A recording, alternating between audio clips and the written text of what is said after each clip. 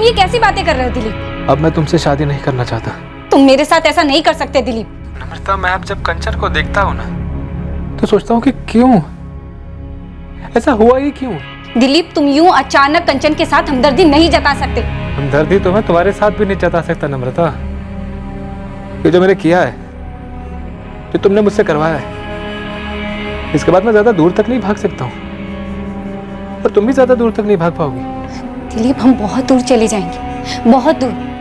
तुम पैनिक मत हो, हड़बड़ाओ मत।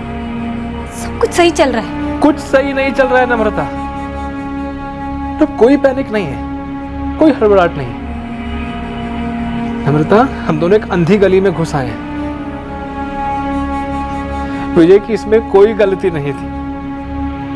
अपने एक मासूम की जान ली है। विजय मासूम नहीं था दिलीप, वो गलत था और उसका मरना बहुत जरूरी था। उसका मरना जरूरी नहीं था नम्रता। मैं तो उसको जानता भी नहीं था। तुमने मुझसे उसका खून करवाया।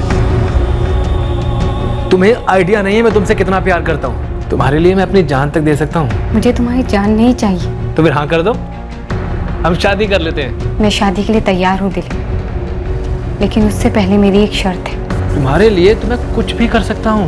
किसी को मारना पड़ेगा। ये कैसी शर्त है? किसने मारा मेरे पति को? किसने मारा इन्हें? अभी तक ये पता नहीं चला है। हमें इनकी लाश घोड़बंदर के आगे खंडर के पास मिली। विजय की कोई मीटिंग थी थाने में। क्लाइंट प्रेजेंटेशन थी इनकी। कल शाम 6 के आसपास बात हुई थी फोन पे। कौन से क्लाइंट के साथ मीटिंग थी? कुछ बताया था विजय ने? मीटिंग के बाद कहाँ जाने वाला था? मीटिंग के बाद सीधे होटल रूम आ गए थे। उसके बाद ही बात हुई थी मेरी। सर, मिस्टर विजय देशपांडे ने 10 जून की सुबह चेक इन किया था।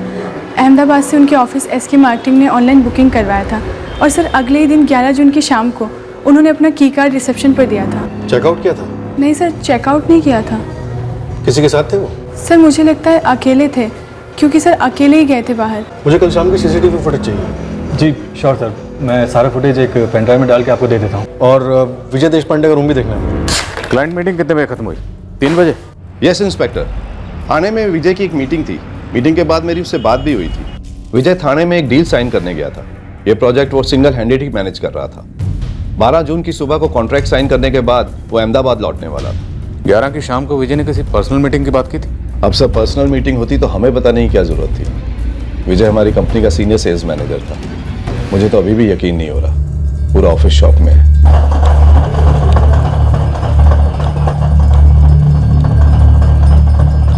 सिर्फ एक गोली मारी गई है, पॉइंट ब्लैंक रेंज से। ये देखिए, ब्रेन में गड़ गई थी। वाइफ का कहना है कि पीता नहीं था। शायद सही कह रही है। ब्लड स्ट्रीम में कोई अल्कोहल ट्रेसेस नहीं मिले। फायरिंग होते ही गवाहों ने मैं फोन किया था। जब लाश मेरे टेबल पे आई थी तो 2.5 से 3 घंटे पहले मौत हो चुकी थी। उन लोगों ने हमें शाम को 7:30 बजे फोन किया था और इस बंदे का होटल उस खंडर से 30-40 मिनट की दूरी पर है।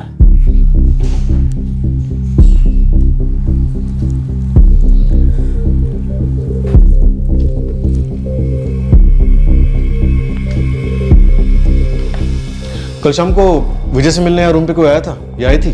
जी नहीं सर, आप एंट्रेंस और कॉरिडोर के साइड सीसीटीवी फुटेजेस देख लीजिए।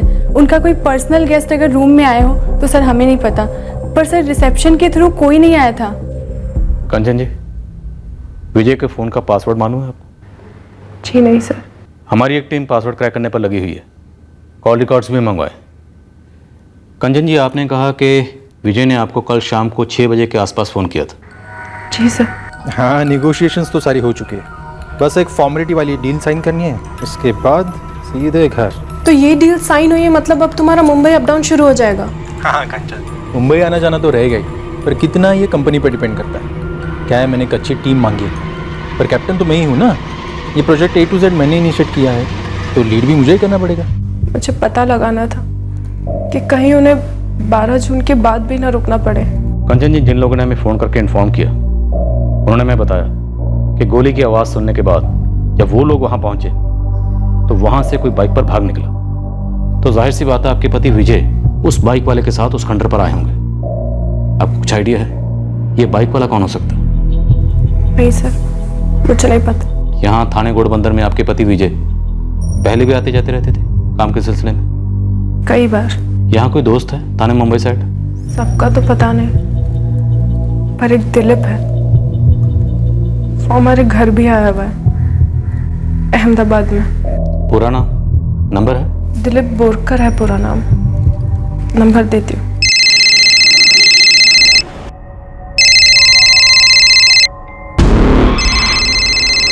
हेलो, दिलीप बोरकर। हाँ जी बोल रहा हूँ। आप कौन? मैं assistant sub inspector Shweta Chauhan बोल रही हूँ, पंचम नाके पुलिस स्टेशन थाने से। क्या हुआ मैडम? विजय देशपांडे दोस्त है तुम्हारा, एसके मार्केटिंग अहमदाबाद वाला? जी हाँ मैडम, बहुत अच्छा दोस्त है। उसका मर्डर हुआ है। क्या? ऐसे कैसे मर्डर? कल ही तो मेरी बात हुई थी विजय से। कल यानी 11 तारीख को? जी हाँ मैडम, 11 जून को शाम को लगभग 5 बजे तो मेरी विजय से बात हुई थी, और आज 12 तारीख की दोपहर को अहमदाबाद वो अपने घर लौटने वाला था। हे भगवान, ये मैं क्या सुन रहा हूँ? और मैडम, कंचन ने भी मुझे इस बारे में कुछ नहीं बोला। दिलीप, तुम कितनी जल्द से जल्द यहाँ थाने पहुँच सकते हो? मेरा ऑफिस बीकेसी में है, इस समय तो बहुत बुरा ट्रैफिक होगा, आने में तकरीबन 1-1.5 घंटा तो लग ही जाएगा। ठीक है, जल्दी आओ। मुझे पता था विजय की मर्डर की तहकीकात को मेरे दरवाजे पर आना ही आना है, इसलिए मैंने हर कदम बड़ी बारीकी से प्लान किया था, A to Z।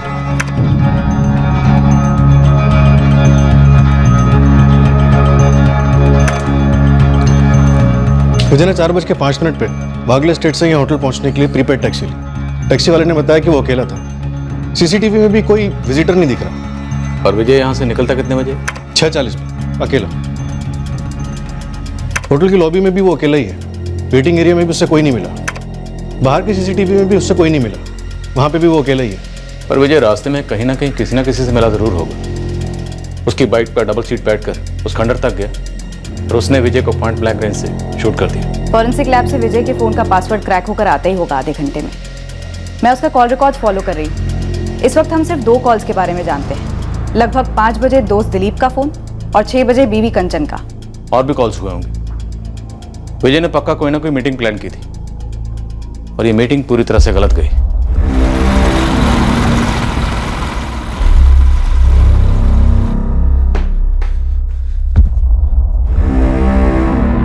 नमस्कार काकी। काका ये सब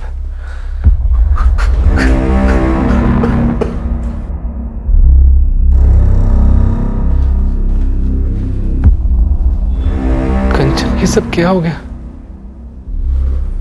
कल 11 तारीख को शाम को लगभग 5 बजे तो मैंने उसे फोन किया था, बोला कि हम मिल नहीं पाए, दोनों बहुत बिजी थे, अगली बार पक्का मिलेंगे। क्या पता था विजय की आखिरी ट्रिप है।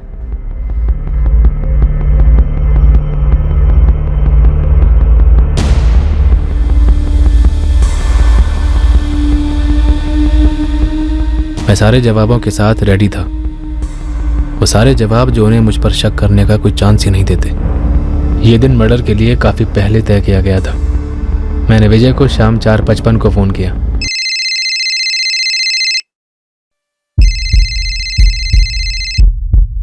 हाँ दिलीप, कहाँ है? घर पर। मिलना है क्या? हाँ हाँ, आता हूँ ना। एक्चुअली मैं तुझे फ़ोन करने ही वाला था। कुछ फिक्स हुआ क्या? हाँ यार, उसी बारे में बात करनी थी। एक्चुअली हमें चलकर एक ऑफिसर से मिलना पड़ेगा। ग्रेट, तो आज ही मिलके डन करते हैं ना, मैं भी फ्री हो गया हूँ। अच्छा, तो वेलकम होटल से बाहर निकलेगा ना तो राइट ले लेना, जैसी राइट लेगा टी पॉइंट आएगा तो वहीं वेट करना, मैं वहीं आता हूँ। और तुझे फ़ोन नहीं कर पाऊंगा यार, फ़ोन की लगी पड़ी है, बैटरी बिल्कुल डाउन है। ठीक 6:50 में मिलते हैं, वहीं से ऑफिसर को मिलने चलेंगे। हाँ हाँ ठीक है, ठीक।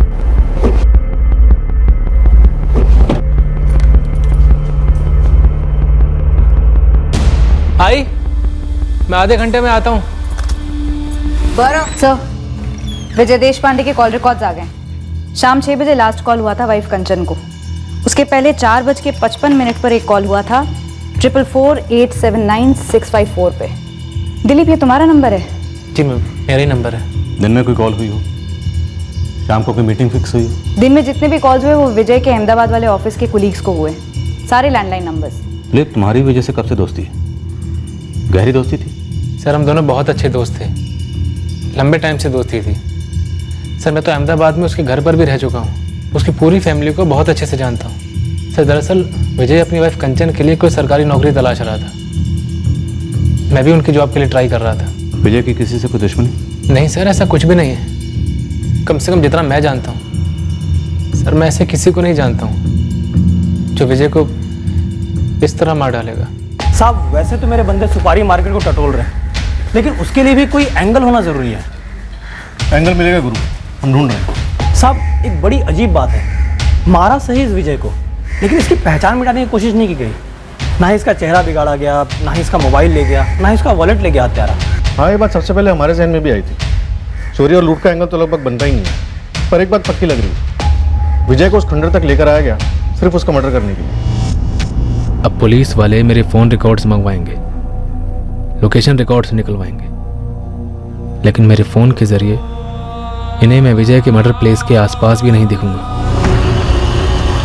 कैसे दिखूंगा? काम के वक्त मैं अपना मोबाइल तो अपने घर पर छोड़कर आया था।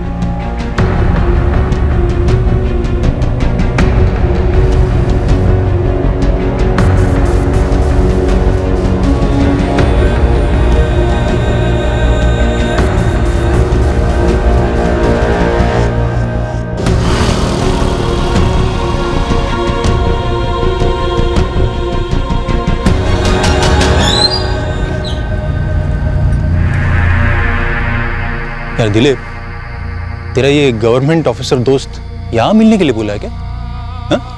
नहीं मतलब इस वीराने में? हाँ, वो थोड़ा अजीब बंदा है। कह रहा था हमारे साथ किसी पब्लिक प्लेस में दिखना नहीं चाहता। पब्लिक प्लेस में नहीं मिलना चाहता था तो मेरे होटल के रूम पर आ जाता। हाँ? या कहीं बार में मिल लेता यार। मैं कह रहा हूँ ये प्लेस साली ना कुछ क्रिमिनल टाइप लग रही है मेरे को, जैसे कोई क्रिमिनल काम होने वाला हो यहाँ। लो आ गया वो।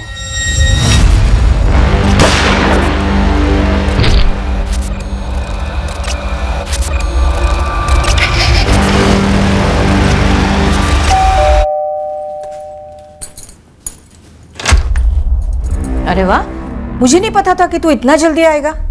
चला कर खाना खा ले। आई नीचे ही था, कहीं गया नहीं था। हाँ हाँ, पर मैं लगा रही हूँ। कह रहे दिलीप, कैसा था दिन?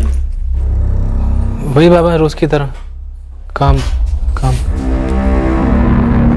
आई मेरे लिए अभी खाना मत परोसना, मैं बाद में खा लूंगा। सॉरी विजय, मुझे ये नहीं करना था। मुझे तुम्हें नहीं मारना था। ये उसकी मर्जी से हुआ है। वो चाहती थी कि ऐसा ही हो।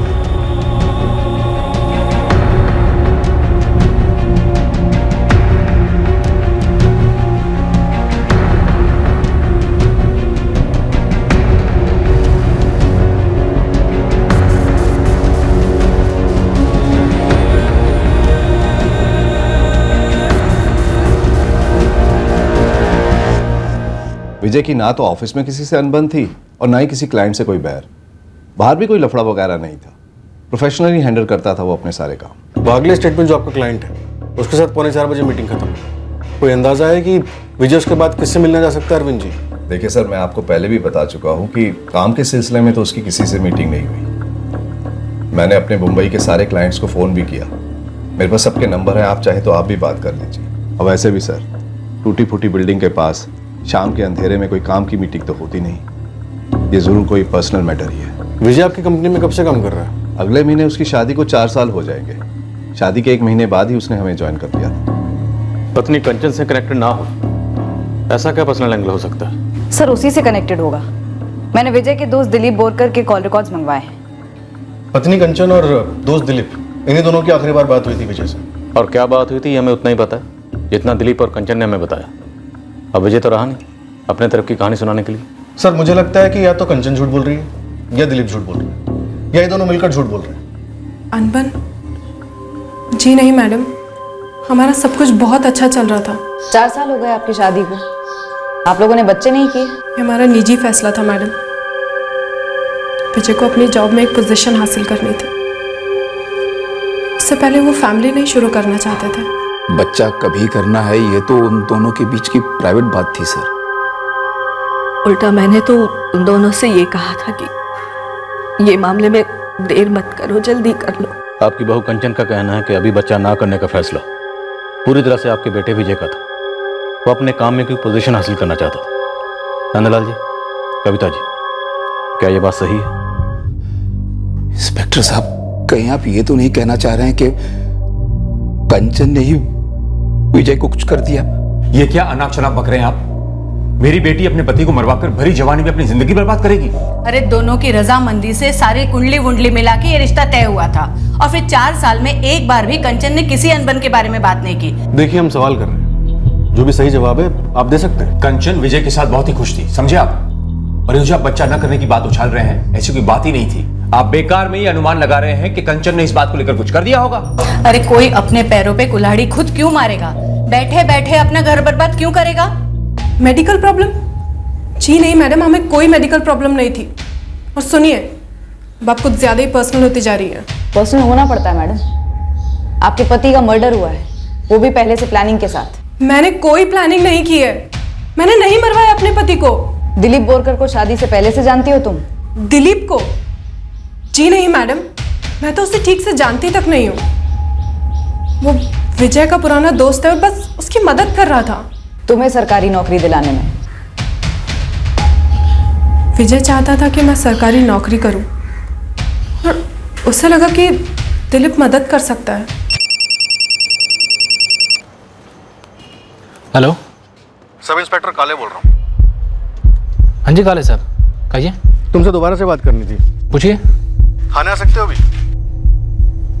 अभी सब थोड़े अर्जेंट डिस्पैचेस हैं, 1-2 घंटा लगेगा फ्री होने में।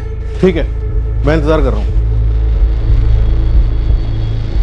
देखिए, मेरे और दिलीप के बीच में कुछ भी नहीं है।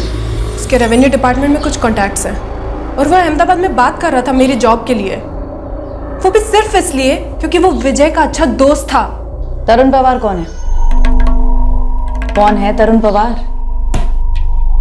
बोरीवली का एड्रेस है, तुम्हारे मायके से 10 मिनट दूरी पर रहता है। कौन है तरुण पवार? तरुण मेरा दोस्त है। टेंशन में मत आ जाना दिलीप, सारे सवालों के जवाब होंगे। पर क्या ऐसा करना जरूरी था क्या? उसे जान से मार देना जरूरी था क्या? हाँ, जरूरी था। मैंने जो भुगता है उसका बोझ उतारने का यही एक तरीका था दिलीप। अब बस ठंडे दिमाग से काम लेना। सब कुछ जैसे प्लान किया है वैसा ही होगा, फिर हम शादी कर लेंगे, खुश रहेंगे। अगर मेरे और तरुण के बीच में कुछ ऐसा होता जो मेरे पति को नहीं मालूम होना चाहिए था, तो उसका नंबर आपको मेरे फोन में नहीं मिलता। वो मेरे भाई जैसा है। मुझे ऐसा क्यों लग रहा है कि तुम्हारे फोन में तरुण का नंबर हमें सिर्फ इसलिए मिला है ताकि हम उस तक आसानी से पहुंच सके, और तुम्हारे पास सारे सवालों के जवाब पहले से ही तैयार हो। वो इसलिए लग रहा होगा मैडम क्योंकि आपने पहले से तय कर लिया है कि मेरे ऊपर ही शक करना है और मुझे किसी तरीके से फंसाना है। विजय मेरा पति था, प्यार करती थी मैं उससे। उसे खोने का जितना दर्द है मुझे, ये सब सवाल पूछ के आप मुझे और दर्द दे रहे हैं। ये तरुण, इसके पास भी सारे सवालों के जवाब पहले से ही मौजूद होंगे।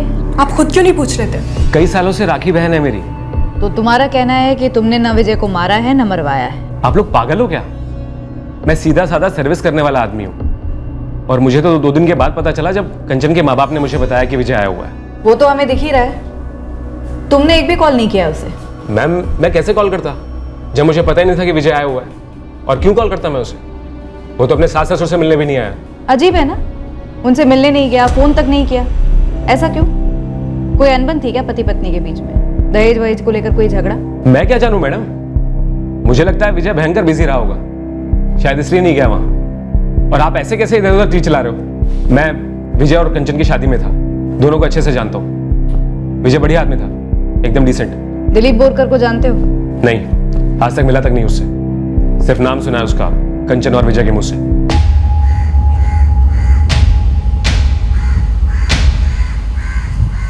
साल थोड़े गिनवाए थे। अब नवंबर 2017 से दोस्ती शुरू हुई तो बातचीत भी तभी से शुरू हुई होगी ना सर। और इतने कम वक्त में तुम्हारी इतनी गहरी दोस्ती होगी कि तुम उसकी बीवी के लिए सरकारी नौकरी ढूंढ रहे थे। सर, कुछ दोस्तियां होती हैं ऐसी जो कम समय में बहुत गहरी हो जाती हैं। हम दोनों की ट्यूनिंग सही थी सर, एक दूसरे से अक्सर मिलते रहते थे, एक दूसरे के घर भी जाते रहते थे। विजय मुंबई में है, मैंने उसे तुम्हारा कांटेक्ट दे दिया है, वो तुम्हें फोन करेगा। उसके बाद आगे तुम्हें बात बढ़ानी है। ठीक है। तुम ये कर सकोगे दिलीप, बस हौसला पक्का कर लो, कॉन्फिडेंट रहो। तुम्हें उसके साथ दोस्ती बढ़ानी है, उसका कॉन्फिडेंस जीतना है। ओके सर, नवंबर 2017 को हमारी दोस्ती हुई, बातचीत शुरू हुई। फिर एक दिन विजय ने कंचन के जॉब के बारे में जिक्र किया। उसने पूछा मुझसे कि क्या कंचन को गवर्नमेंट सेक्टर में जॉब मिल सकता है। तुम्हारी और विजय की दोस्ती हुई और उसने इसलिए पूछा क्योंकि तुम रेवेन्यू डिपार्टमेंट में काम करते हो। इसीलिए पूछा। और सर मैं वैसे भी अहमदाबाद की ब्रांच में कुछ लोगों को जानता हूँ और कंचन को वहीं जॉब चाहिए था।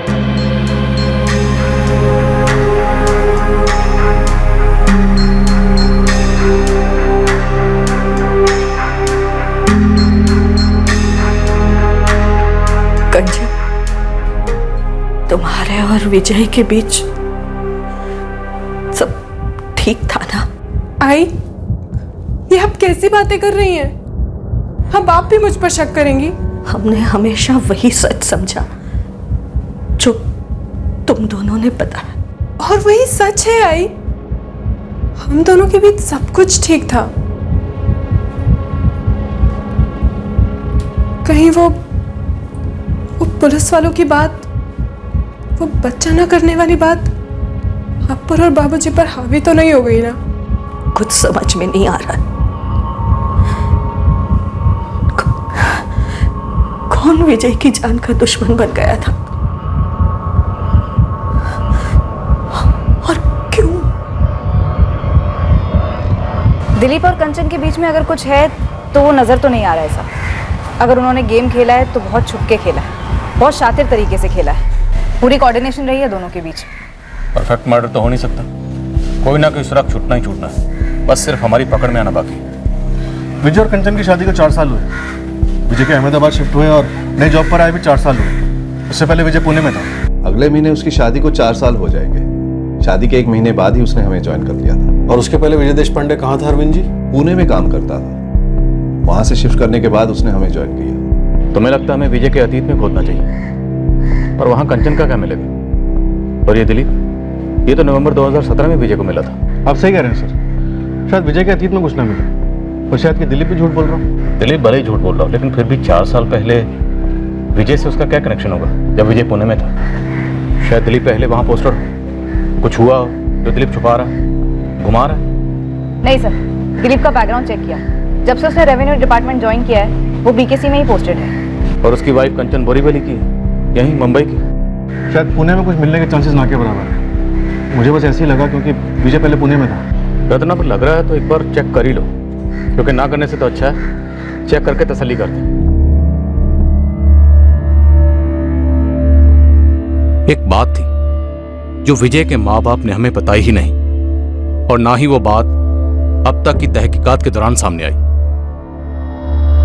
इस बात का ताल्लुक विजय और कंचन की शादी से था, और यह बात कंचन के माँ बाप ने भी नहीं उठाई थी। शायद उन्हें इस बात के बारे में पता ही नहीं था, भनक तक नहीं थी।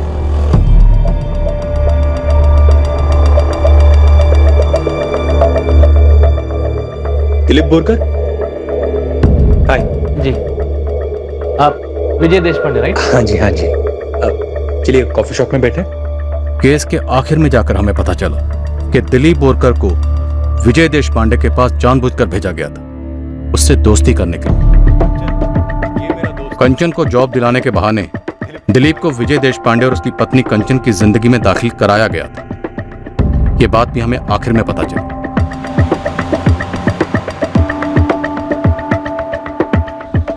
पुणे में अतीत को खोद निकालना रूटीन एक्सरसाइज थी तहकीकात की, पर हमें कोई आइडिया नहीं था कि इस जुर्म की जड़ यहीं थी, पुणे में। आई, आपने मुझे पहले कभी कुछ बताया क्यों नहीं? नहीं, विजय ने कभी कुछ कहा? यकीन करो, हमने सपने में भी नहीं सोचा था कि ये भला ऐसे फिर पलट कर लौटेगी। तुम मुझसे शादी नहीं करना चाहते?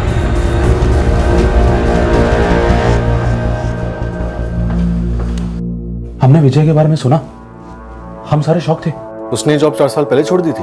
हाँ सर, करेक्ट। हमें पता चला कि विजय यहीं पुणे का था, उसके माँ बाप भी यहीं के हैं। अपना विजय पक्का पुनेरी था।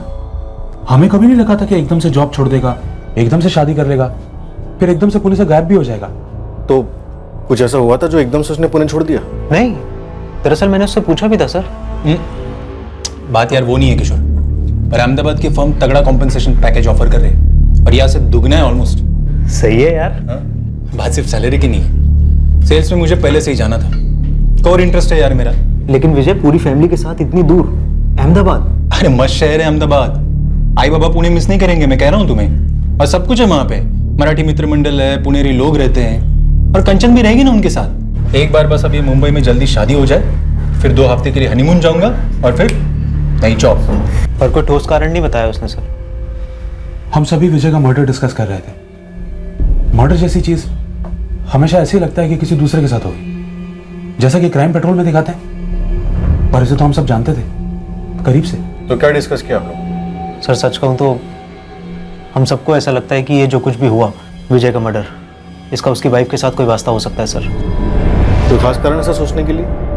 आप लोग कंचन को पहले से जानते हैं? नहीं, वह शादी में मिले थे, लेकिन विजय ने कंचन से शादी क्यों की ये बात हम सबकी समझ के बाहर थी, क्योंकि नम्रता से तो उसकी एंगेजमेंट भी हो चुकी थी सर। नम्रता? कौन है नम्रता? यही पुणे की है? जी यही की है, यही ऑफिस में काम करती थी। विजय और उसका रोमांस 2 साल तक चला। देर नहीं लगेगी।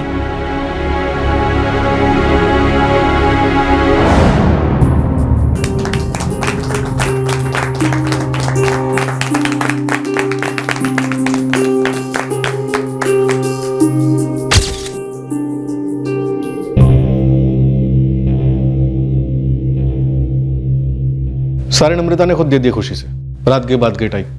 सर, इस नम्रता बेचारे का नंबर दिलीप बोरकर के कॉल रिकॉर्ड्स में काफी बार फीचर होता है, और दिलीप का नम्रता के कॉल रिकॉर्ड्स में। दरअसल जब मैं दिलीप के कॉल रिकॉर्ड्स छान रही थी, एक नंबर पर बात कर रही थी, तब मेरी इस नम्रता से भी बात हुई थी। आपका नंबर दिलीप बोरकर के फोन रिकॉर्ड्स में बार बार दिखाई देता है। करीब से पहचानती थी उसे? मेरा नाम नम्रता विचारे है मैडम। दिलीप बोरकर अच्छा दोस्त है मेरा। पर प्रॉब्लम क्या है? क्या तुम विजय देशपांडे और उसकी पत्नी कंचन देशपांडे को जानती हो? अहमदाबाद के हैं दोनों। नहीं मैडम। कौन है ये लोग और बात क्या है? मतलब झूठ बोली? और विजय के माँ बाप ने कभी सोचा भी नहीं होगा कि जो सगाई 5 साल पहले टूट चुकी थी वो इस तरह अपना सर उठाएगी। रतन, चुपचाप इस दिलीप बोरकर को उठाओ। इन सब ने कभी सोचा भी नहीं होगा कि हम पुणे जाकर इनके रिश्तों को खोद निकालेंगे। वैसे पुणे जाने का आइडिया तुम्हारा था, काम कर गया। चुपचाप रतन, तुम्हारे माँ बाप बाहर काफी घबराए हुए हैं। मेरे पेरेंट्स? बात क्या है सर? हम तुम्हें कस्टडी में ले रहे हैं। आप मुझे डराने धमकाने की कोशिश कर रहे हैं? मेरे बूढ़े पेरेंट्स को घसीट रहे हैं? ना, हम दिलीप बोरकर को घसीट रहे हैं। वही दिलीप बोरकर जिसकी पहले विजय से दोस्ती करवाई गई, इस लालच में कि वो विजय की वाइफ कंचन को रेवेन्यू डिपार्टमेंट अहमदाबाद में नौकरी दिलवाएगा। और इस दिलीप बोरकर को नम्रता तुम इसे मिली 2 साल पहले बोरीवली में एक शादी में। फिर तुम दोनों का रिश्ता शुरू, और फिर तुमने इस दिलीप बोरकर का इस्तेमाल किया अपने एक्स मंगेतर विजय देशपांडे का कत्ल करवाने के लिए। बढ़िया मिल गई। बस सिर्फ कत्ल का मकसद जानना बाकी, वो तुम हमें बताओगे। देखो, दिलीप तो बोलेगा, हम बुलवाएंगे उससे। हम तुमसे भी बुलवा सकते हैं। बोलोगी तो टाइम भी बचेगा और तुम्हारी खाल भी। सर, मैंने विजय को गोली मारी थी। वो हम जानते हैं दिलीप, बस पहले हमें लगा तुमने कंचन के लिए विजय को मार डाला। नम्रता तो हमारी तहकीकात में काफी बाद में उभर के आई। सर, मैं नम्रता के प्यार में था। मैंने उससे कितनी बार कहा कि पुरानी बातों को भुला दे। नम्रता, पास्ट होता है, अतीत। नम्रता, हम एक दूसरे से मिले हैं, प्यार है, आज की सोचते हैं, आने वाले कल की प्लानिंग करते हैं हम दोनों। मेरे लिए मेरे बीते कल को भुलाना मुश्किल ही नहीं, नामुमकिन है। मेरे सर पर, मेरे दिल पर, मेरी पूरी पर्सनालिटी पर वो बीता कल एक बोझ बनकर बैठा हुआ है। नम्रता, अतीत का बोझ ऑप्शनल है, उठाना चाहो तो भारी है, वरना तो रुई से भी हल्का है, पल में हवा हो जाता है। तुम मारोगे ना उसे मेरे लिए? क्या इतना प्यार करते हो तुम मुझसे? इतना जान लो दिलीप, विजय ने अतीत में जो मेरा मजाक उड़ाया था, वो मजाक वक्त के साथ मुझे और हर्ट करता है, क्योंकि उसके लिए मैं आज भी अतीत नहीं हूँ। वो आज भी मुझे फोन करता है अपने काम के लिए। हाँ, कैसी हो नम्रता? फर्स्ट क्लास, बस थोड़ा काम के लिए लेट हो रही हूँ। अच्छा सुनो ना, एक हेल्प चाहिए थी मुझसे? हाँ यार, वो कंचन के लिए जॉब ढूंढ रहा हूँ मैं। उसे जॉब करनी है, घर पे बैठे बैठे बोर हो जाती है वो। तुम चाहते हो कि मैं यहाँ पूना से अहमदाबाद में तुम्हारी वाइफ के लिए जॉब ढूंढूं? हाँ, तुम यहाँ गवर्नमेंट ऑफिसेस में डील करती थी ना, और यहाँ के टॉप के लोगों को जानती हो, तो देखो ना यार, कुछ बात चला दो ना। पहले भी कई बार अलग अलग कामों के लिए फोन किया है उसने मुझे। नम्रता, नंबर ब्लॉक करने में कितनी मेहनत लगती है। मेरे सिस्टम से नहीं होता ना ब्लॉक दिलीप। उसका एक ही तरीका है, फ्लश आउट करना होगा उसे। तुम्हारे पास गन है ना, तुमने मुझे दिखाई थी। नम्रता, वो तो एक लैंड डेवलपर ने मुझे धमकी दी थी, तो अपनी सेफ्टी के लिए किसी पंटर से खरीद ली थी जिसका लाइसेंस तक नहीं है मेरे पास। गोली चलती है ना उसे, जान लेने वाली असली गोली। तो लाइसेंस को मारो गोली, गन रेडी करो। और रही विजय की बात, तो मैं विजय को तुम्हारे पास भेज दूंगी। नम्रता, नम्रता, नम्रता, तुम बस मुझसे शादी करो। मैं तुमसे इतना प्यार करूंगा, तुम्हें इतनी खुशी दूंगा कि विजय का नामो निशान तक बाकी नहीं रहेगा तुम्हारी मेमोरी में। और नम्रता, दुनिया में हर मर्द एक जैसा नहीं होता है। अगर इस बात पे यकीन नहीं करती तो क्या तुमसे इतना प्यार करती दिलीप? पर मैं पूरी तरीके से तुम्हारी होना चाहती हूँ, लेकिन इस वक्त मेरे अंदर के एक हिस्से पर विजय का कब्जा है। आजाद कर दो उसे। मैं उसे मरा हुआ देखना चाहती हूँ। दिलीप अपना जुर्म कबूल कर चुका है। उसने वो गन भी सरेंडर कर दी है जिससे उसने विजय का कत्ल किया था।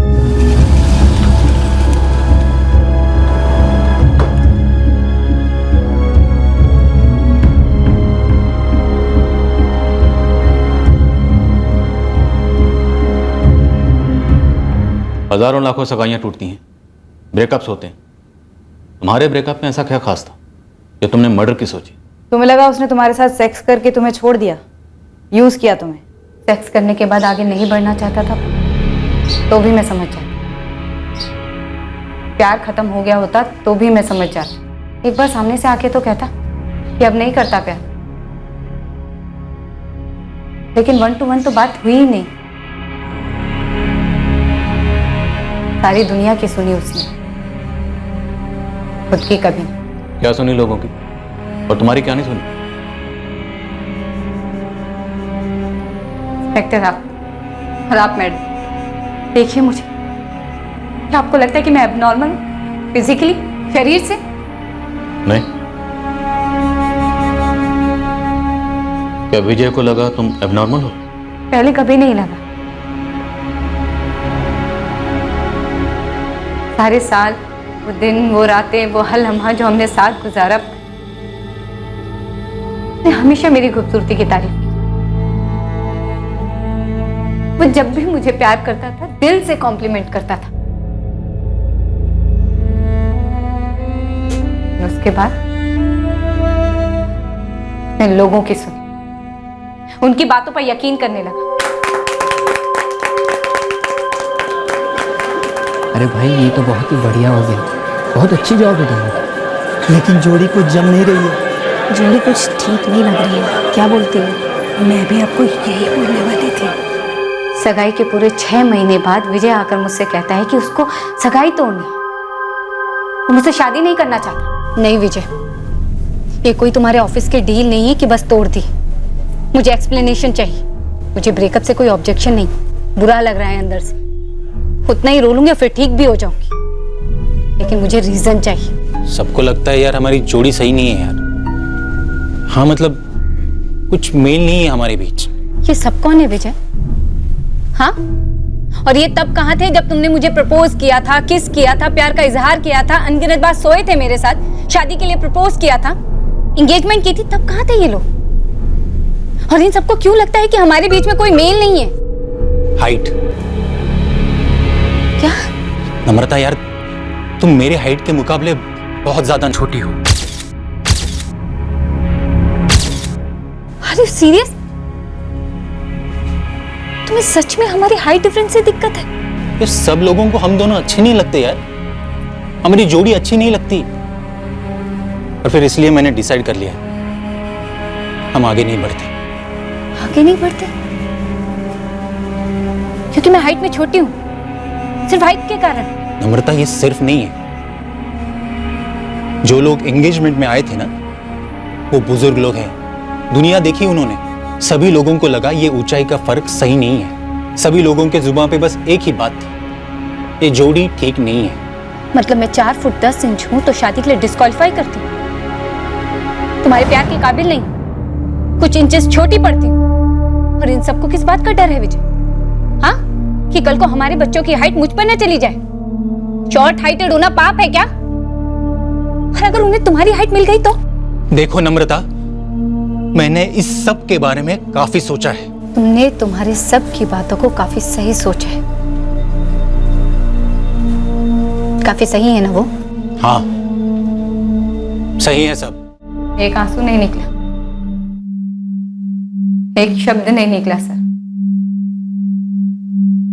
बचपन से क्या क्या नहीं सुना मैं, कैसे कैसे ताने नहीं सुने। टेढ़ फेट, बॉन्साई, पिग्मी, खिंगड़ू और पता नहीं क्या क्या। मैंने हमेशा अपनी काबिलियत पर ध्यान दिया, अपने कॉन्फिडेंस को बढ़ाया और आगे बढ़ी। फिर जब प्यार हुआ तो सारे ताने, बचपन का सारा दर्द मान लो सेकंड में गायब हो गया। और मैं इतनी ऊंची हो गई कि मेरी हाइट ने मुझे कभी छोटा महसूस करने ही नहीं दिया। और फिर ये उसी से इतना पता रिजेक्शन हाइट के लिए। सोचिए, थोड़ा ठंडे दिमाग से सोचिए, क्या ये रिजेक्शन का कोई कारण हो सकता है? मतलब आप अरेंज कर रहे हो तो मैं समझू, डालो एडवर्टाइजमेंट, ऐसी हाइट चाहिए, ऐसा वेट चाहिए, ऐसी शक्ल चाहिए, ऐसी नाक चाहिए, ऐसे बाल चाहिए, जो तुम्हारी मर्जी। लेकिन मुझे जानने के बाद, 2 साल मुझे प्यार करने के बाद, वो भी जमकर, सिर्फ सोसाइटी के कहने पर हाइट के लिए रिजेक्शन। सॉरी, ये मेरे लिए सबसे भद्दा मजाक था, ना भरने वाला घाव। घाव को भरने का सिर्फ एक ही तरीका था, विजय की मौत। और दिलीप बोरकर, वो तो तुमसे सच्चा प्यार करता था ना। उसके घाव के बारे में सोचा तुमने, जो तुमने उसे दिया? खूनी बनने का घाव, ब्लैकमेलिंग का घाव। विजय को मारो वरना मैं तुम्हारी नहीं हो सकती। क्या ये भद्दा मजाक नहीं था सच्चे प्यार का? आप नहीं समझेंगे शायद। अगर विजय जिंदा रहता तो मेरे अंदर का घाव भी जिंदा रहता, और अगर अंदर का घाव जिंदा रहता तो मैं दिलीप से शादी नहीं कर पाती। सर मैंने कितना समझाया था नम्रता को, कितना समझाया था, पर उसने मेरी बात नहीं मानी। और मैं पागलों की तरह उसकी बात मान गया। सर मुझे मना कर देना चाहिए था उसे, उससे हमेशा के लिए दूर चले जाना चाहिए था।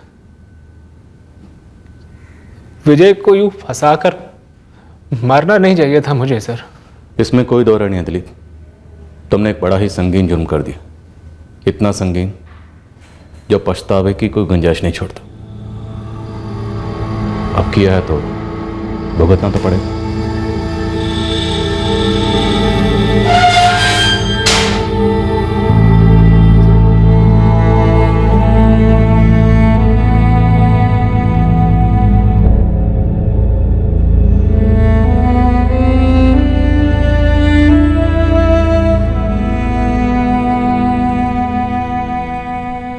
हाँ, शादी ब्याह के मामले में गुणों के मिलने के अलावा शारीरिक पहलू भी देखे जाते हैं। लड़के लड़कियां आए दिन किसी ना किसी शारीरिक मापदंड में फिट ना बैठने की वजह से रिजेक्ट होते हैं। क्या यह सही है या गलत, यह कहना एक धुंधला सा ग्रे एरिया है। पर रिजेक्शन ना नकारे जाने का कोई भी कारण हो, जरूरत है कि रिजेक्ट हुआ लड़का या लड़की। हाँ सर, हमारे केस से जुड़ा मामला लगता है। हाँ फिरोज, मुझे भी यही लगा। जिस तरह से लाशें मिली हैं इस केस में, क्या कोई कड़ी कॉमन है हमारे केस में और इस मुरारी केस में?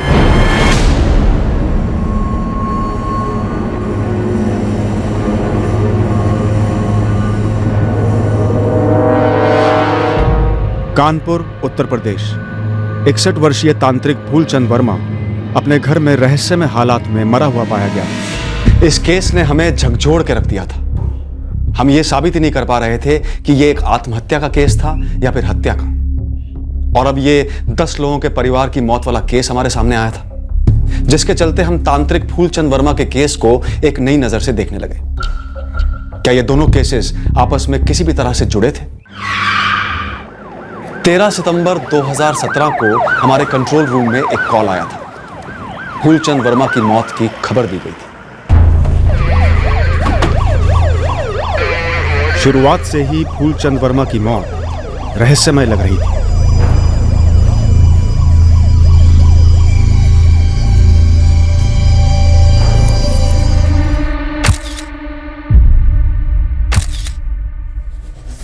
सुनने में आ रहा है कि घर से एक डायरी बरामद हुई। हमें भी फूलचंद वर्मा के कमरे से एक डायरी मिली थी, एक डायरी जिसमें काफी कुछ लिखा गया था, जीवन और मृत्यु के बारे में। वो 2 लोग कौन थे जिन्हें तुमने यहां से जाते हुए देखा? हमें नहीं पता साहब, लेकिन देखने में बाबा लोग लग रहे थे।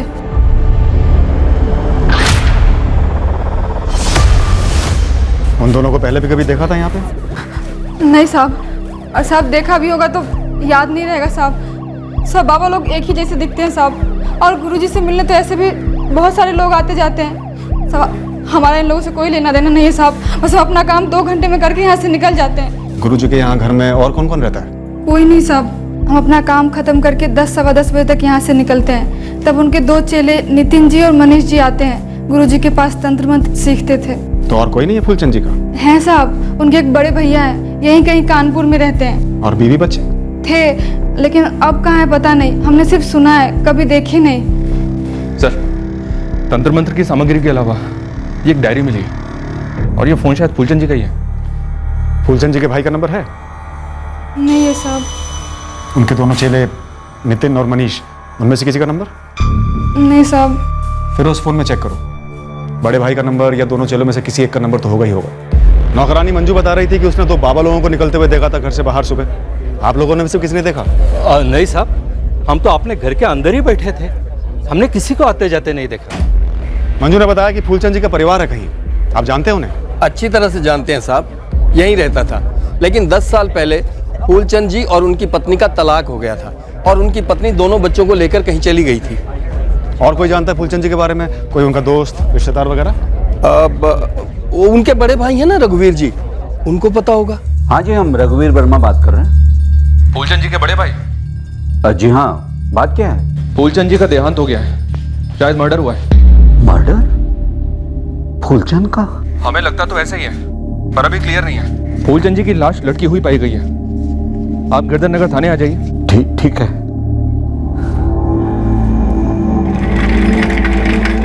उस वक्त हमें नहीं पता था फूलचंद वर्मा का मर्डर हुआ था या कुछ और था।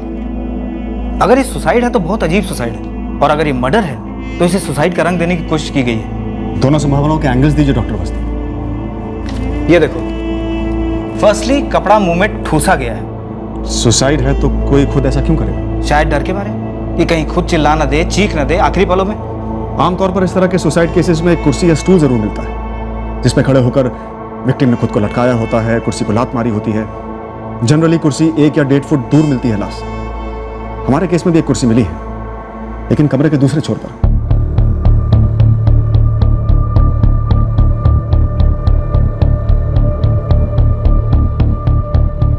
इसीलिए मैंने कहा कि मर्डर भी हो सकता है। आपके फाइंडिंग्स क्या है? इसके दाहिने हाथ पर उंगलियों और नाखूनों के निशान पाए गए, जैसे किसी ने जबरदस्ती पकड़ा हो, और वो भी हाथ के पीछे ले जाकर। इधर आओ, ऐसे। सेम मार्क्स इसके बाएं हाथ पे भी दिखते हैं। लेकिन फिर भी डॉक्टर अवस्थी, आप मुझे किसी एक एंगल की तरफ ग्रीन सिग्नल नहीं दे रहे हैं। मर्डर या सुसाइड? मैं आपको वही सिग्नल दे रहा हूं जो मुझे बॉडी दे रही है।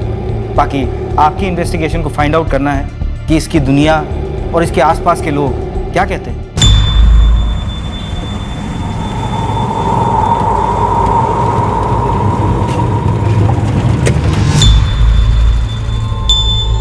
फैमिली थी। संध्या उसकी पत्नी, तलाक के बाद वो यहीं कानपुर में ही रहती हैं, और उनका बेटा राजेश बेंगलुरु में जॉब करता है, और बेटी लक्ष्मी शायद मुंबई में सेटल्ड है। आपका छोटा भाई सामान्य गृहस्थ आदमी तांत्रिक कैसे बना? पता नहीं, सब कुछ छोड़ छाड़ कर अच्छी खासी बनी बनाई जिंदगी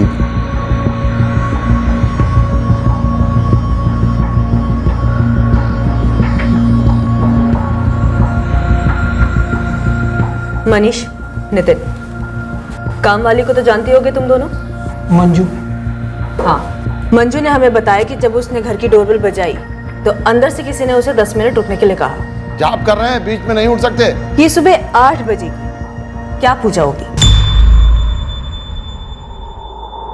शुद्धिकरण, बुरी ताकतों को भगाने वाली पूजा।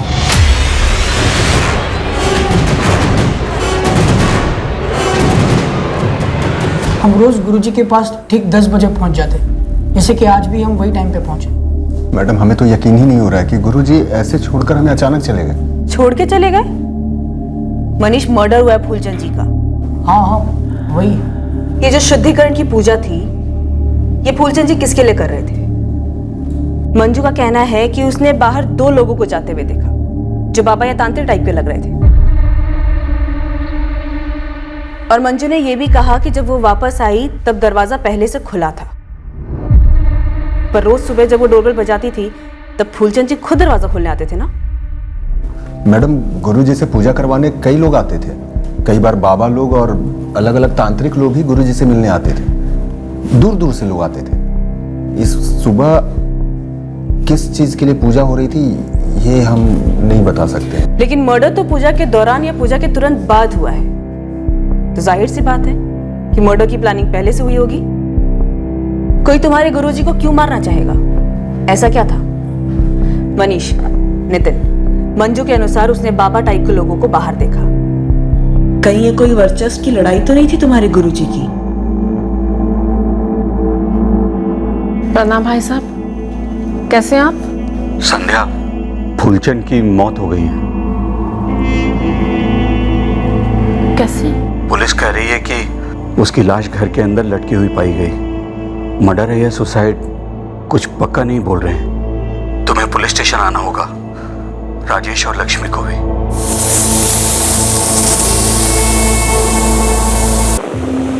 लक्ष्मी, तुम्हारे पापा नहीं रहे, पुलिस केस है। कह रहे हैं कि मर्डर या सुसाइड हो सकता है। हेलो लक्ष्मी। हाँ माँ। बेटा, राजेश और तुम आओगे तो अच्छा रहेगा। हाँ, हम करते हैं राजेश भैया से बात।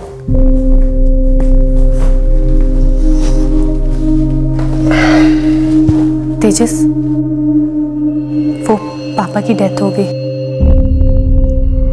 व्हाट? लक्ष्मी, समझ रहे हैं, लेकिन हमारा जबरदस्त वर्कलोड है। संडे को भी काम कर रहे हैं। तुम जा सकती हो तो जाओ, हमारे लिए छुट्टी लेना इम्पॉसिबल है इस वक्त। वैसे भी लक्ष्मी, हमें पापा से मिले या बात किए हुए कई साल हो गए। हम कौन सा टच में थे उनके भैया? हम तो सिर्फ मम्मी के लिए कह रहे थे, एक दिन के लिए आ जाते। छोड़ो ना लक्ष्मी, जीते जी उन्होंने कभी केयर नहीं की। अब क्या है फालतू का ड्रामा? वैसे जाना तो मम्मी को भी नहीं चाहिए। बाकी तुम दोनों देखो, हम तो नहीं आ रहे।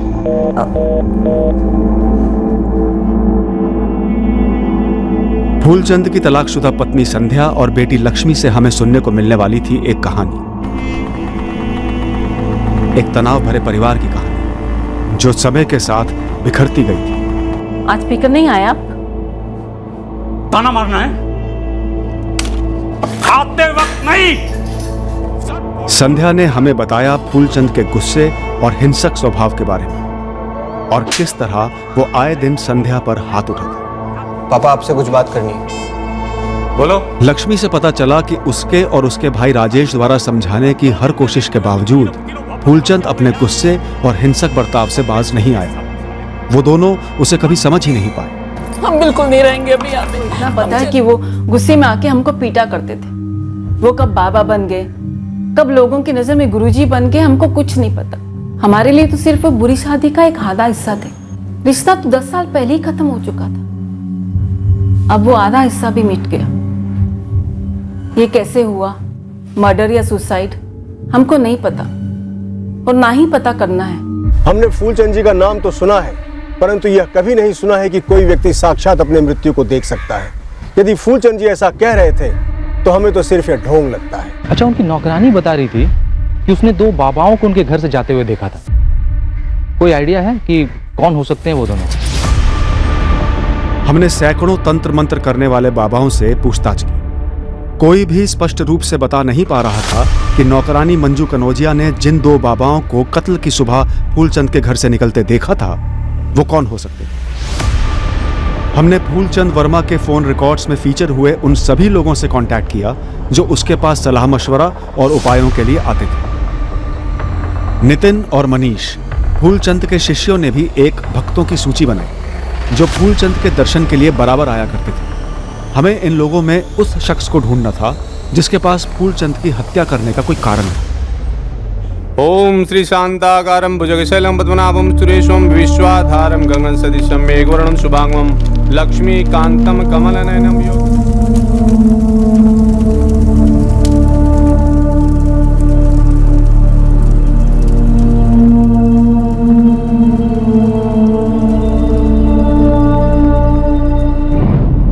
केस को सुसाइड केस करार देकर क्लोज करना जल्दबाजी हो जाती, पर इसके पहले कि हम ऐसा सोचते भी, हमें केस हत्या का होने का एक ठोस एंगल मिल गया। एक नहीं, दरअसल दो एंगल। मैडम जी, आप इस शिवनगर के रहने वाले कपिल सिंह से पूछताछ कीजिए ना। क्यों मनीष, तुम्हें इस पर शक क्यों है? मैडम, ये 2 महीने पहले तक गुरुजी के पास बार बार आया करता था। फिर हमारे चेहरे पर पड़ती, बहुत परेशान लग रहे हो। घाव भी ताजा है और गहरा भी, मानो दर्द का कुआं है ये घाव। तुम्हारे भीतर है ना ये घाव। हाँ, तुम इसी दर्द के कुएं में जियोगे, इसी में मरोगे, पर तुम्हारी परेशानियां मरने का नाम नहीं ले रही है। यही परेशानी है ना तुम्हारी। आदत है मनुष्य की, अपनी परेशानियों को ही अपना जीवन बना देता है।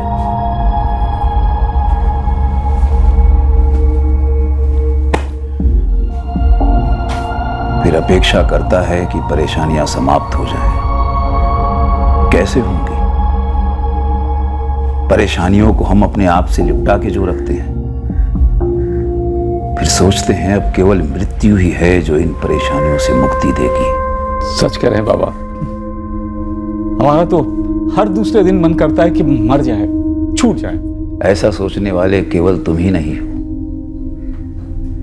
और फिर मृत्यु कोई इच्छा तो है नहीं जो पूरी होती है या नहीं होती है। मृत्यु तो एक सत्य है, एक मंजिल है जहां तुम्हें हर हाल में पहुंचना है। अब वहां की गाड़ी या जहाज तुम्हारे कब आएंगे ये तो कोई नहीं बता सकता।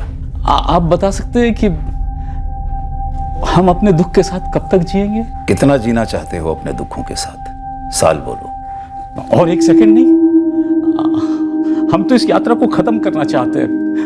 हमें मृत्यु चाहिए। मृत्यु चाहिए तो ध्यान लगाकर एक समय तय करो जब तुम्हें जाना है, जा सकोगे। यह शक्ति हम सब में है। अगली बार जब तुम यहां आओगे हम तुम्हें नहीं मिलेंगे इस संसार में। ऐसा क्यों कह रहे हैं गुरुजी? कह नहीं रहे, देख रहे हैं अपनी मृत्यु को। हमारे गुरु ने सारी विद्या, सारी हिम्मत हमें दे दी थी, और जब अगले दिन हम उनके दर्शन और सेवा के लिए पहुंचे तो वो जा चुके थे। अरे बाप रे, मतलब एक दिन पहले बोले और दूसरे दिन चल बसे। हाँ गुरुजी, उन्होंने अपनी मृत्यु देखी? वो तो हम नहीं कह सकते,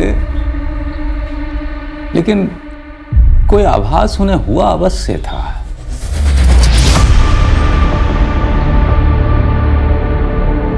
विष्णु, ये जो तुम्हारा मुरारी वाला केस है, हाँ ये 10 लोगों की मौत वाला, ये मुझे हमारे यहाँ सितंबर 2017 में रजिस्टर हुए केस की याद दिला रहा है। तुम्हारे हाथ तुम्हारे केस में कुछ लगा क्या? नहीं राजपूत, अभी नहीं। हालांकि रोज नई कहानियां, नए एंगल्स उभर आते हैं। बेसिकली हम पोस्टमार्टम की राह देख रहे हैं ताकि डिटेल रिपोर्ट साथ लगे।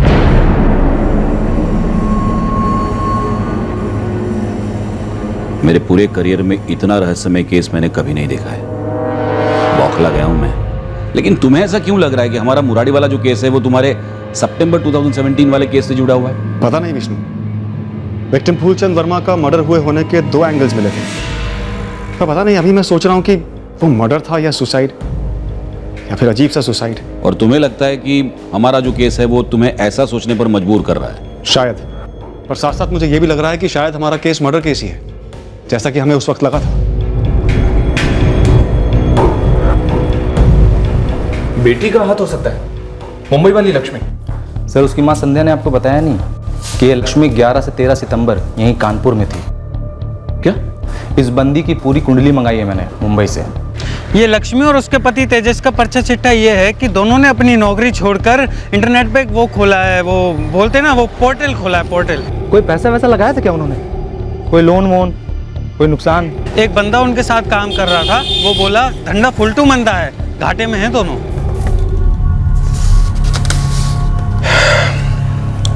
लक्ष्मी, कैश फ्लो माइनस में गया है। पोर्टल आगे बढ़ाना है तो हमें एक साथ एक बड़े अमाउंट की व्यवस्था करनी ही पड़ेगी। हाँ जानती हूँ, लेकिन पापा से मतलब तुम जो कह रहे हो वो इम्पॉसिबल है तेजस। तुम एक बार राजेश से बात करोगी? लक्ष्मी, लास्ट टाइम जब हम उनसे बात किए एज यूजुअल जिंदगी की मोह माया पर लेक्चर शुरू कर दिए। वो क्या हेल्प करेंगे? अरे बच्चे हैं हम उनके, कुछ तो फीलिंग होगी ना हमारे लिए। फीलिंग्स तो दूर की बात है, अगर उनमें रत्ती भर भी जिम्मेदारी होती ना तो वो ऐसे नहीं होते जैसे हैं या हो गए हैं। तुम ही ट्राई करो। सुकून तो मिला मुझे, झूठ नहीं बोलूंगा। कलेजे में ठंडक पड़ गई उसका मरा हुआ मुंह देख के। यही देखने तो गए थे वहां पे, उनके अंतिम दर्शन को थोड़ी गए थे। हमें लगा किस्मत ने हमारा बदला ले लिया है। पूरा नाम क्या है इस किस्मत का? नंबर 2, कितने की सुपारी दी थी? एक से ज्यादा लोग रहे होंगे। पूजा के बहाने गए थे ना फूलचंद के पास?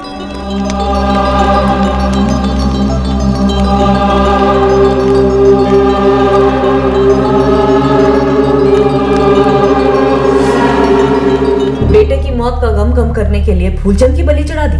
अगर इस फूलचंद को मारने से मेरा बच्चा लौट आता तो मैं इसे मारता और अपने इन हाथों से मारता। 13 साल का बच्चा था मेरा, सिर्फ 13 साल का। बेटे का बदला, कलेजे की ठंडक, ये जायज कारण है किसी को मारने या मरवाने के लिए।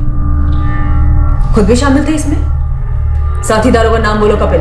मैडम, किसी को मारने के लिए हिम्मत लगती है, ताकत लगती है, नफरत लगती है। और मेरे बच्चे की मौत के बाद मुझ में हिम्मत और ताकत नहीं बची है। हाँ, नफरत है, और वो इतनी है कि इसके मरने से खत्म नहीं हो सकती थी। थोड़ी देर के लिए सुकून मिल सकता था, सो मिला। मैडम, हम नहीं मारे इसे, हम कह रहे हैं आपसे, विश्वास कीजिए हमारा। क्या झूठ बोले हम? आपने इसी कुर्सी पर बैठकर मुझसे कहा था कि 10 साल से आप और आपके दोनों बच्चे फूलचंद जी के कांटेक्ट में नहीं थे। आपने बताया नहीं हमें कि 11 से 13 सितंबर तक लक्ष्मी यहीं थी, कानपुर में। हाँ थी तो, कौन सा झूठ बोले हम? पहले ये तो बताइए, हम झूठ कौन सा बोले? आपने कहा था कि लक्ष्मी और राजेश कभी अपने पिताजी से मिलते ही नहीं थे। हाँ, नहीं मिलते थे। तो क्या कानपुर में खाली उनके पिताजी रहते थे क्या? अरे हम भी तो रहते हैं, वो दोनों आते हैं हमसे मिलने। 11 और 13 सितंबर के बीच लक्ष्मी आई थी हमसे मिलने। तो फिर ये बात आपने हमें बताई क्यों नहीं? चुप रहना, छुपाना, झूठ बोलना ही होता संध्या जी। छुपाना और चुप रहना होता होगा झूठ, पर क्या छुपाना? बेटी अपनी माँ से मिलने आई थी, क्या ये बताने वाली बात है? मुझे तो ख्याल भी नहीं आया इस बात का। फूलचंद जी हमारी दुनिया से पूरी तरह से गायब हो चुके थे, ये समझना इतना मुश्किल है आपके लिए? अरे तलाक हो गया था हमारा। तलाक पति पत्नी के बीच में होता है, माँ बाप और बच्चों के बीच में नहीं। क्या ये बात सच नहीं है कि लक्ष्मी और राजेश ने अपने पिताजी से कोठी बेचने की बात की थी? की होगी, पर मुझे इस बारे में कुछ नहीं पता। और अगर की भी होगी तो इसका ये मतलब नहीं है कि उन्होंने अपने पिताजी का कत्ल कर दिया। जो पूछना है आप हमसे अभी पूछिए फोन पर, या आप बेंगलुरु आइए, हम वहां आ ही नहीं सकते मैडम। लक्ष्मी आ रही है मुंबई से यहाँ। कूल, उससे पूछिए, हमसे पूछिए, सेम थिंग। बड़े बेटे हो, फादर को आग देने तक नहीं आए। हेलो प्लीज, मेरी पर्सनल लाइफ है। इतनी नफरत अपने फादर से? Personal life ma'am. और अगर आपको और कोई काम वाम नहीं है और मुझ पे कोई शक वक कर रही हैं तो प्लीज ये गोल गोल बातें करना बंद कीजिए। यहाँ आइए बेंगलुरु सबूतों के साथ और डाल दीजिए हमको जेल में, लेकिन प्लीज तब तक हमें डिस्टर्ब ना करें। आप लोगों को और कोई नहीं मिला तो हमको फंसाने चले, सिर्फ इसीलिए कि 11 से 13 हम यहाँ कानपुर में थे। तुमने जॉब छोड़ा, तुम्हारे हस्बैंड ने जॉब छोड़ा, ऑनलाइन स्टार्टअप पोर्टल फेल हो गया, तुम लोग फंडिंग के लिए तुम्हारे फादर की कोठी बेचना चाहते थे। तो उनका मर्डर करके कोठी कैसे बिकती बताइए? तुम हमें बताओ लक्ष्मी, तुमने हमें क्यों नहीं बताया कि 11 तारीख से लेकर 13 तारीख तक तुम कानपुर में थी और अपने फादर से मिली भी थी? हम सिर्फ अपनी माँ के साथ थे और इस बीच ना ही हम अपने फादर से मिले, ना ही उनसे बात की। वो दोनों आदमी कौन थे जो तुम्हारे फादर को मारने आए थे? हमें कैसे मालूम होगा? और for you kind information officer, funding की क्रंच है हमारी और वो हम लोन से पूरा कर रहे हैं, बैंक लोन जो अप्रूव भी है। तुम्हारे भाई के दिल में काफी नफरत भरी लगती है तुम्हारे फादर के खिलाफ। ऐसा कुछ नहीं है, रंजिश थी, गुस्सा भी था, लेकिन बचपन की सारी यादें इतनी बद्दी नहीं है मैडम। इस शहर में गुजरा था हमारा बचपन, माँ यहाँ रहती है इसलिए आते जाते हैं। और लास्ट टाइम सुन लीजिए, हम अपने फादर से नहीं मिले और ना ही हमने उन्हें मरवाया।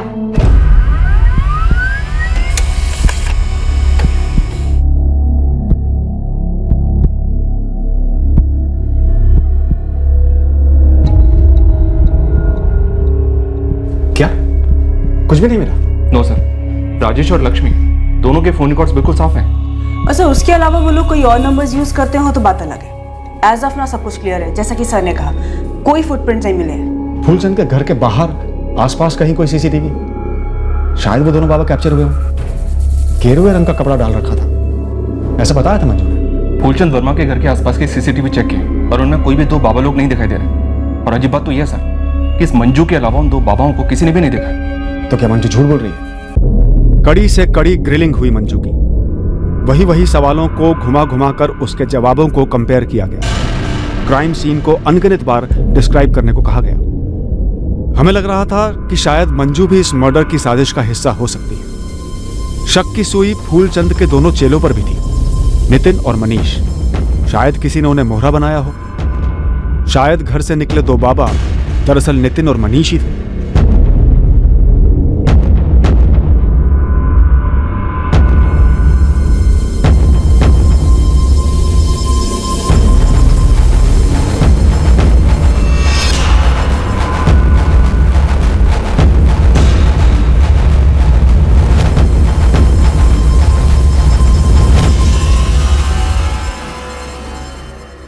क्या वाकई में ये सुसाइड ही था? क्या फूलचंद ने खुदकुशी की थी? सर, फूलचंद की डायरी स्कैन की, इसमें केवल तंत्र मंत्र के पार्ट हैं जो शायद वो सालों से सीख रहा होगा। सब पूरी तरह से तो नहीं समझी, लेकिन इस डायरी के हर एक पार्ट में अलग अलग किस्म के पावर्स, उन पावर्स को हासिल करने के मंत्र और तरीके हैं। अलग अलग किस्म के पावर्स? जी सर, खुद की और दूसरों की लाइफ को देखने का पावर और इच्छाओं पर पावर, दुनिया से चले जाने का पावर, मौत को देखने का पावर, इसका भी जिक्र है सर। तो हाइपोथेटिकली स्पीकिंग फूलचंद ने अपनी मौत देखी, डेथ बाय सुसाइड। लेकिन सब फूलचंद के हाथों पे निशान थे, किसी ने उसे पकड़ के रखा था। तो किसी ने असिस्ट किया फूलचंद को? सर, शायद मंजू को इसके बारे में कुछ पता, असिस्टेड सुसाइड के बारे में, क्योंकि मंजू के अकॉर्डिंग उसने घर से दो लोगों को निकलते हुए देखा था। आत्महत्या का प्लान, वो भी मिलकर? साहब, आप लोग ये कैसी कैसी बातें कर रहे हैं साहब, हमारी तो कुछ समझ में नहीं आ रहा है। 10 महीने हो गए हैं फूलचंद को गए हुए, लगभग 1 साल। अब और झूठ नहीं चलेगा मंजू। क्या तुमने वाकई उन दोनों बाबाओं को उस घर से जाते हुए देखा था, या हमें गुमराह कर रही थी किसी के कहने पर? कहीं वो दोनों मनीष और नितिन तो नहीं थे? मैडम, कसम खा के कहते हैं मैडम, जब चाय पीकर हम वापस आए तो हमने देखा कि घर के पास से 2 बाबा लोग गुजर रहे थे। अब वो लोग घर के अंदर से आए थे या नहीं ये नहीं जानते हम, बस घर का दरवाजा खुला हुआ था। अब इससे ज्यादा हमको कुछ नहीं पता है साहब, और हमने कोई गुनाह नहीं किया है साहब। 10 महीने पहले ये डायरी हड़बड़ाहट में हमने ध्यान से नहीं पढ़ी थी। कुछ पन्ने हमसे छूट गए थे और इन्हीं पन्नों में से किसी एक पन्ने पर तुम दोनों का गुनाह छुपा हुआ है। क्या सर?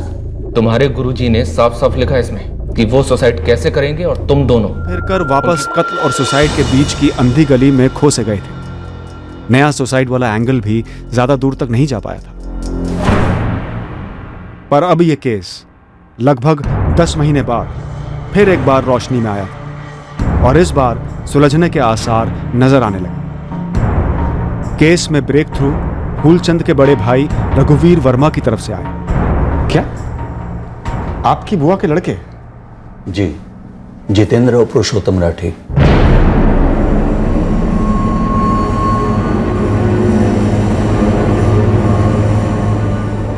रघुवीर जी, 10 महीने बाद आप एकदम से ये 2 नाम लेकर चले आए? हमारी बुआ जी सालों पहले परलोक से तार गई थी। फूलचंद उनके और फूफा जी केदारनाथ राठी से करीब था। 2 साल पहले फूफा जी भी चल बसे। उनके जाने के बाद इन दोनों भाइयों से हमारा कोई खास मेल मिलाप नहीं रहा, बस रिश्तेदारी है तो दोनों आ गए थे फूलचंद के अंतिम संस्कार में। पर ये दोनों फूलचंद जी को क्यों मारते हैं?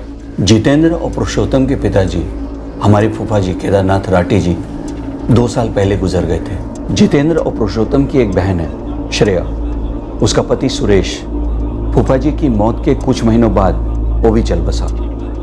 तो जैसे वो आए थे फूलचंद के लिए, हम भी गए सुरेश की बरसी में अभी 2 महीने पहले। लेकिन मारा क्यों? आप उन दोनों के नाम क्यों ले रहे हैं? क्योंकि उन्होंने कुछ कहा हमसे जो हमको खटका। ओम श्री शांताकारं भुजगशैलं पद्मनाभं सुरेशं विश्वाधारं गगन सदृशं मेघवर्णं शुभांगं लक्ष्मीकान्तं कमलनयनं योगविद्यानिगमनं वन्दे विष्णुपदं।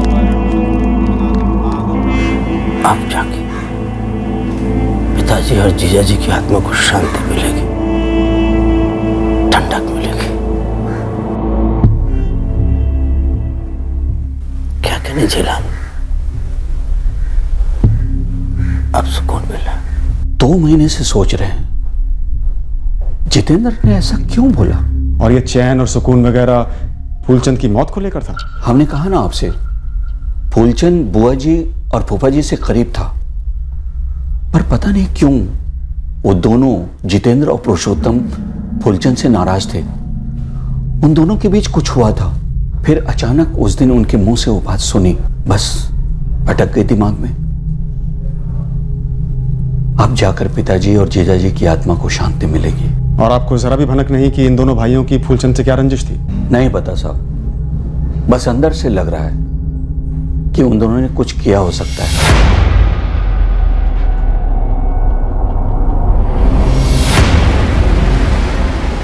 हम इन राठी भाइयों को बिना सबूत के उठाना नहीं चाहते थे। दोनों के फोन रिकॉर्ड्स में फूलचंद वर्मा के साथ किसी प्रकार का कांटेक्ट सामने नहीं आया। न मौत की सुबह कोई फोन कॉल्स हुए थे और न ही पहले, जो किसी साजिश का अंदेशा दे सकते। फूलचंद वर्मा की कोठी के आसपास की जो सीसीटीवी फुटेज हमने 10 महीने पहले निकलवाई थी, 2 बाबा की तलाश के लिए उसे फिर से देखा गया, इस बार जितेंद्र और पुरुषोत्तम राठी की तलाश में। ये दोनों थे साहब।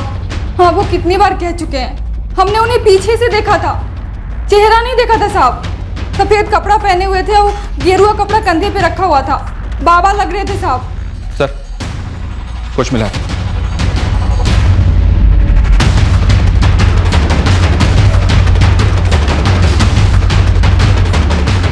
ये देखिए सर।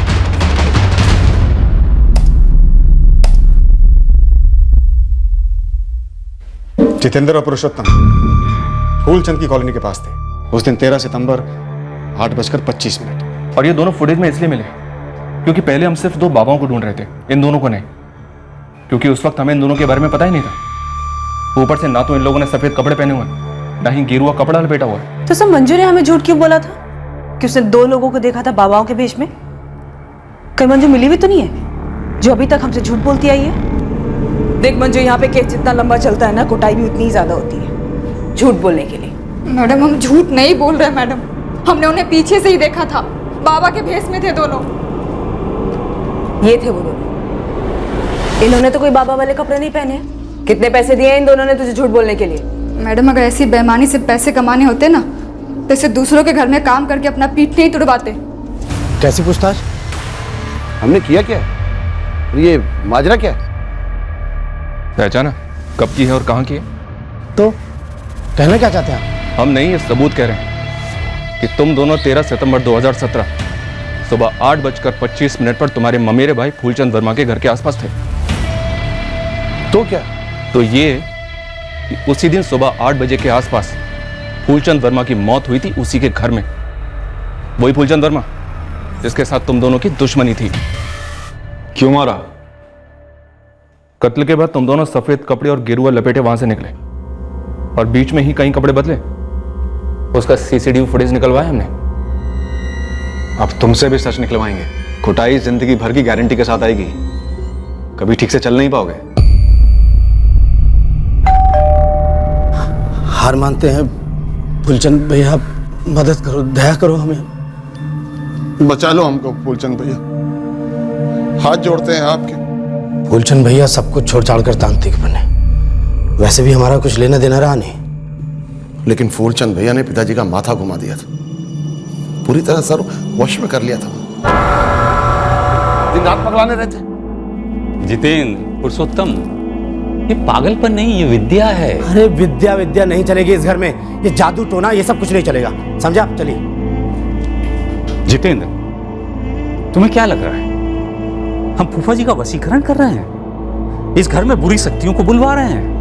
अच्छी शक्तियां भी नहीं चाहिए हमको, हम जैसे बहुत खुश हैं बस।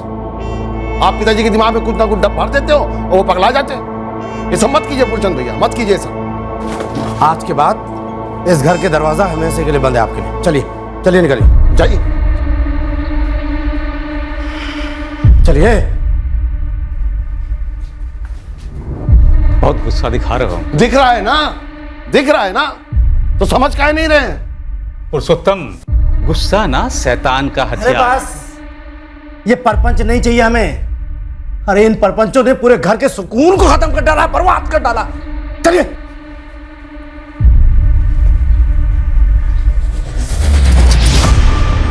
जितेंद्र, बर्बादी तो तुम्हारा अहंकार लाएगा, और वो दिन दूर नहीं है।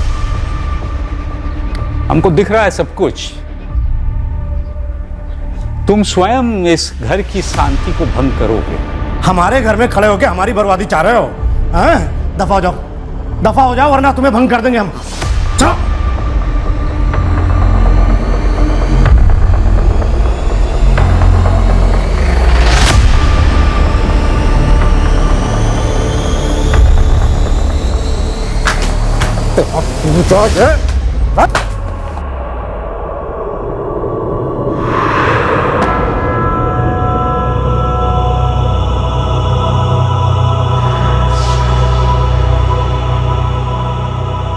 अब जो भंग हुआ है, बहुत कुछ भंग किया है तुमने। अपने भाग्य को, अपनी खुशियों को भंग किया है तुमने। हमको धकेला ना यहां से। अब देखना तुम हमारे पास ही आओगे, तुम दोनों हमारे पास ही आओगे। शराब दिया हमें और हमें बर्बाद करने की सारी कोशिशें की। हमें उससे कुछ नहीं चाहिए था, बस वो आया हमारी जिंदगी में, वो धम मचा के चला गया। कुछ ही हफ्तों में पिताजी चल बसे, एकदम से। कोई बीमारी नहीं थी, कुछ नहीं हुआ था। उसके 2 महीने बाद हमारी बहन श्रेया भी विधवा हो गई। सुरेश जीजा जी भी गए, एकदम से। कोई बीमारी नहीं थी। 2 महीने में 2 मौतें हुई परिवार में। और फिर शुरू हुआ हमारे धंधे पे घाटा, घाटे पे घाटा, एकदम से। बुरे से बुरे दिन देखने पड़े हमें। भैया, फूलचंद का श्राप याद है तुम्हें? अपने भाग्य को, अपनी खुशियों को भंग किया तुमने। जादू टोना कर डाला था हमारे घर पे। जिस चीज में खुद विश्वास नहीं रखते थे, इस तरह से बदला लिया जितेंद्र। शुरुआत उसने की। वो जादू टोना था या क्या था हमें नहीं पता, लेकिन हमारी बर्बादी हुई, काफी हुई। चंद को मार के अच्छे दिन लौट आए हैं तुम्हारे। हमारा मकसद अच्छे दिन वापस लाना नहीं था सर। हम कभी अच्छे दिन बुरे दिन के हिसाब से नहीं चलते थे। बस उसका हमारे घर आना और ये सब चीजें करना कोई जरूरी नहीं था। हम तो नहीं गए थे उसके घर कि हमारे लिए अच्छे दिन ले आओ। उसने खुद हमारे बाबूजी का दिमाग खराब कर दिया था, जबकि बाबूजी की लाइफ फर्स्ट क्लास चल रही थी और उस फूलचंद की डामाडोल। खुद की जिंदगी में तंत्र मंत्र करना चाहते थे तो करते, हमारे घर में क्यों? कानून का एक ही मंत्र है, जैसा करोगे वैसा भरोगे। हमने इस मंच से 1000 बार कहा है। कई और लोग भी दूसरे मंचों से यही बात कहते आए हैं कि जिंदगी में ऐसा कोई भी चमत्कार या जादू नहीं होता जिसे